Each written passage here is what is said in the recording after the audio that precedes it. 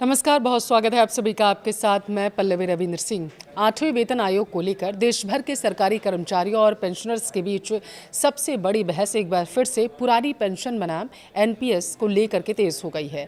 कर्मचारी यूनियन लंबे समय से ओपीएस बहाल करने की दरअसल मांग कर रहे थे, क्योंकि इसमें रिटायरमेंट के बाद आखिरी जो बेसिक सैलरी होती है उसका 50% और डीए के साथ साथ गारंटीड पेंशन भी मिलती है। लेकिन अब हालात पहले जैसे नहीं रहे। लगभग 2 दशक से लागू एनपीएस में कर्मचारियों और सरकार का तकरीबन 16.5 लाख करोड़ का फंड जमा हो चुका है, जिसकी वजह से पूरी तरीके से ओपीएस में वापसी करना अब बेहद मुश्किल माना जा रहा है। दरअसल ओपीएस और एनपीएस के बीच सबसे बड़ा अंतर गारंटी का है। पुरानी पेंशन में कर्मचारी को तय पेंशन मिलती थी, जबकि एनपीएस मार्केट लिंक्ड सिस्टम है, यानी रिटायरमेंट के बाद मिलने वाली पेंशन इस बात पर निर्भर करती है कि निवेश कितना बढ़ा और बाजार का प्रदर्शन कैसा रहा। और यही वजह है कि कई कर्मचारी संगठन इसे असुरक्षित मान रहे हैं।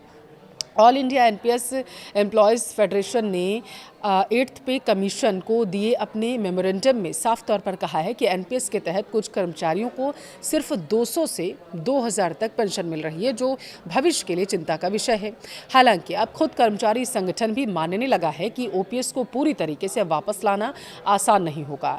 एआईएनपीएसईएफ के राष्ट्रीय अध्यक्ष के अनुसार एनपीएस का पैसा एलआईसी, एसबीआई, यूटीआई और अन्य सरकारी वित्तीय संस्थानों के जरिए अलग अलग मार्केट स्टेटमेंट में निवेश किया जा चुका है।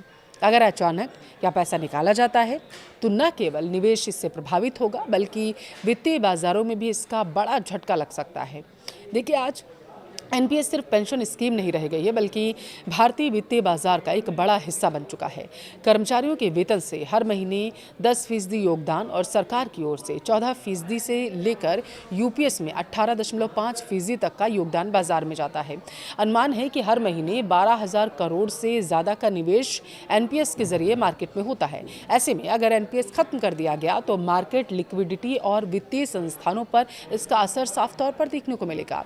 और यही वजह है कि अब कर्मचारी संगठन पुरानी पेंशन जैसी गारंटी की डिमांड पर ज़्यादा जोर दे रहे हैं, यानी एनपीएस या यूपीएस को पूरी तरीके से खत्म किए बिना उसमें गारंटीड पेंशन, डीए सुरक्षा और न्यूनतम पेंशन जैसी सुविधाएं जोड़ी जाएं, ऐसी मांग है।